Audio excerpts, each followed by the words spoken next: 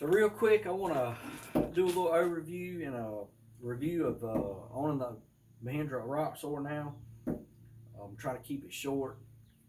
I've had it a couple of years. I wanted to do this. I didn't want to throw one out there too quick because a lot of people do that, and it's hard to me. It's hard to give an honest opinion on something when you've just owned it. But I've had this one for a couple of years, so I think it's time. Let's see.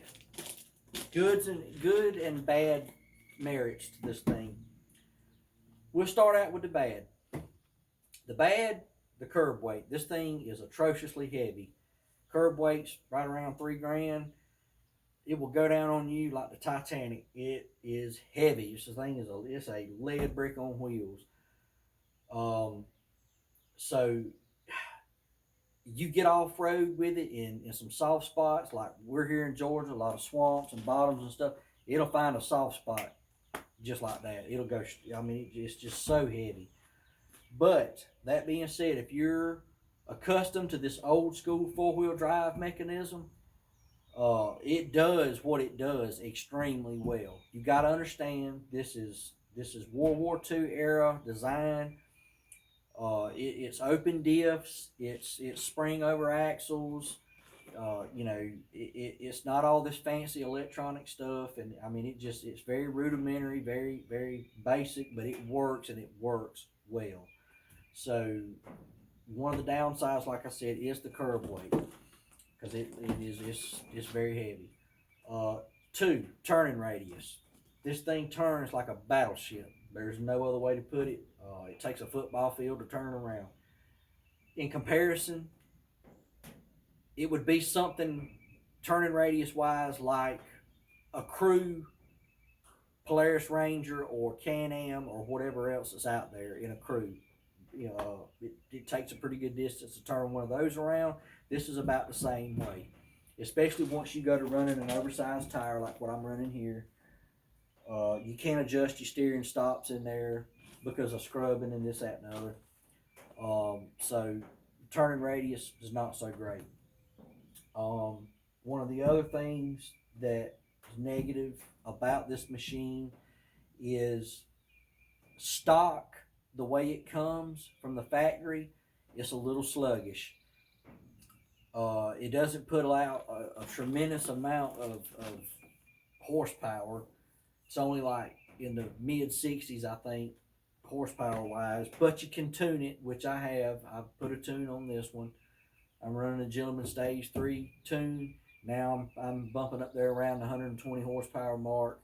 It's got gobs of torque, so you can overcome that very easily by getting you a tune put on it. Other negatives, there's not a lot of storage space. These things doesn't have, to me, I hope this is something Mahindra's going to work on. The storage space is it's got little storage compartments under the seats, but you have to access them via a key, and I don't like that. They should have just put push buttons on them or something to unlock them. I don't know, but I don't like that. I wish they would incorporate some sort of toolbox on both sides of the fender wells, like a little lock storage, a shallow one, little storage lock box. That would be so much better than what is there to me. Other than that, as far as negative aspects of the machine, I can't really say a whole lot of negative about it because the machine does what it does very well. Is it the most ideal machine off-road? No, it's not. I'm not going to stand here and tell you that it is. I don't think there's no such thing as an ideal off-road machine. They all have their pluses and minuses. All the other side-by-sides, yes, they're lighter, a little more nimble. They'll walk across the mud and the water a lot better than this will because this thing here, it is heavy, But otherwise, this machine does what it does very well.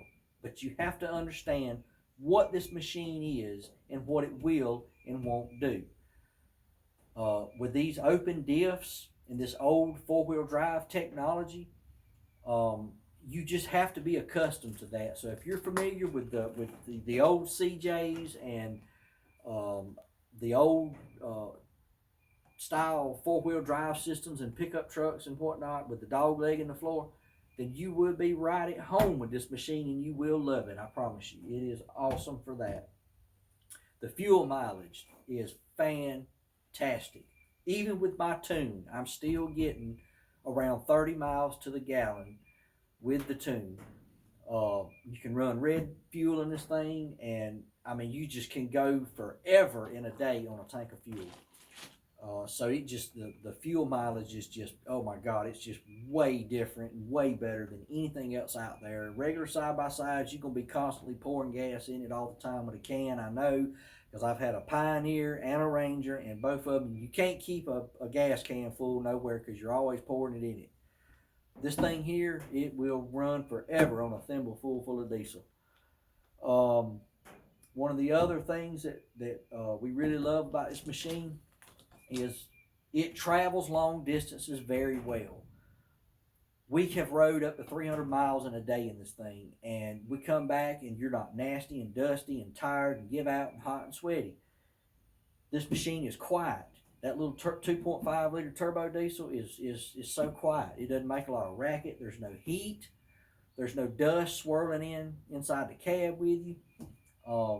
You can travel long distances with this thing all day long, and it's so comfortable on secondary roads and dirt roads, which is primarily what we purchased it for. I do a little bit of hunting, and we've got several acres back here, and we hunt. I hunt. Buddies of mine, we go hunting, and this machine, it maneuvers in the woods fairly well. It's not the best, but it does what it does decently. So that's one of the pluses. Like I said, it travels long distances just so well. Another thing that we love about it is it's just different. When we go out and we go riding and we run up with people with these side by sides and whatever else, and people just oogle over this thing because it's different, and that it draws a lot of attention to a degree when we're out, and everybody just, for the most part, is just fascinated with it. I put a little SMV sign on the back of it back there. I ride secondary roads and dirt roads, and like I said, we'll stop at a fuel station or something out in the stick somewhere, or people come up and they'll be like, "Man, is that a Jeep?" And you explain to them what it is, and they're just fascinated with it. So that's one of the pluses, is it is different. Another plus is I love the liner that's in the tub. It's like a Rhino liner, Line-X type material. They call it a Rox liner, but it is super tough. It's super abrasion resistant. You can't hardly skin it up. I mean, it's just so tough. I've hauled busted concrete pieces in the back, stacked all the way up to the top of the roll bar, and just drug that stuff in and out, and you can't skin that stuff up hardly. It is so tough. So that's one of the good things about the tub, is it's coated completely, and if you were to spill gas or fuel in the back, or oil, or any kind of acid or anything like that, you can just rinse it right out with a water hose. It's got your drain holes already in the bottom of the tub, and you're good to go.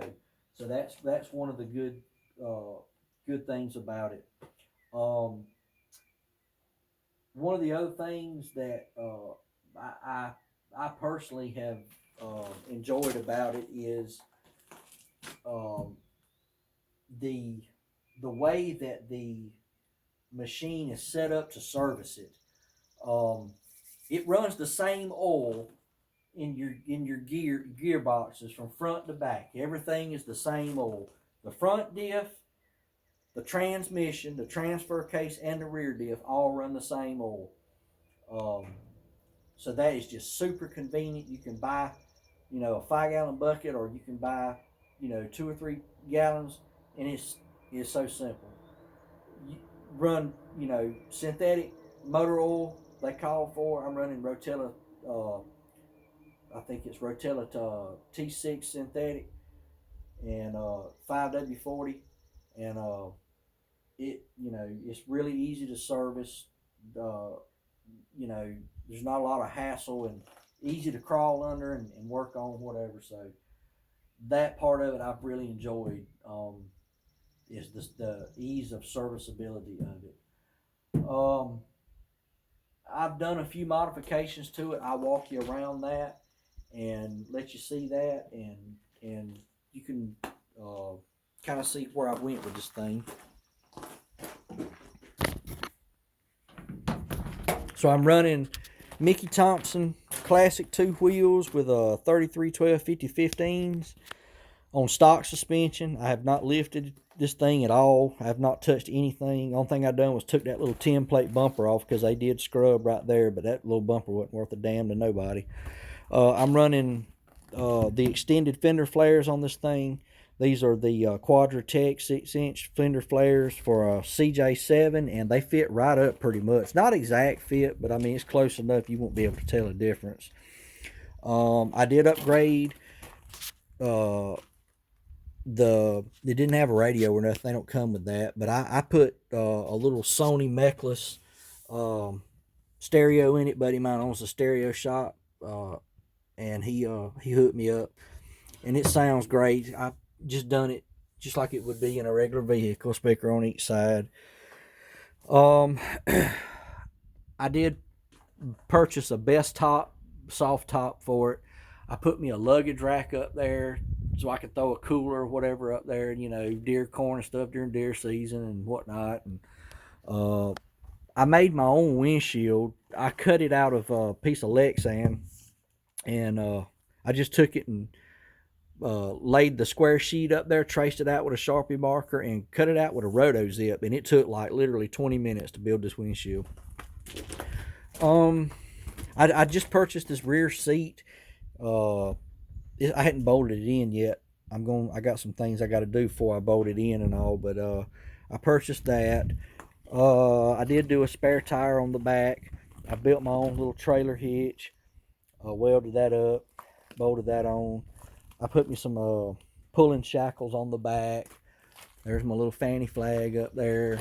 I did put this little set of off-road lights here. Those come in really handy. I got one on each side. That way at night when I'm in the woods out there during deer season, I can see along the sides of the trails and stuff. And actually they come in handy too on dirt roads. When you're riding at night, it lights up the ditches, and you can see, in case there's like animals and deer or whatever, out beside you and whatnot.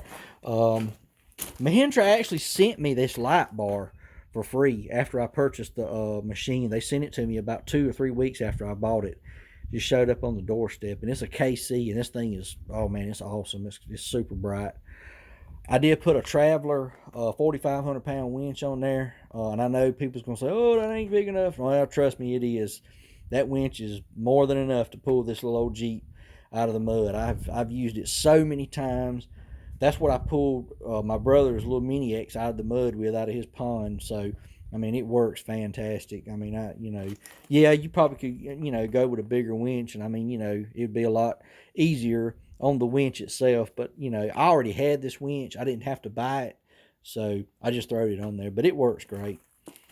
So that's pretty much it. Other than I did stick a set of mirrors on it. I got the little side view mirrors there, and the little rear view mirror up there. But everything else, is pretty much just like it came from the factory. I got that little toolbox there that goes in the back there. It's got all my junk in it. I just throw it in and out when I need. And I got one of those little carry-alls that goes in the drawbar receiver back there too. I use it from time to time. But like I said, it's the machine's done really well. I'm pleased with it.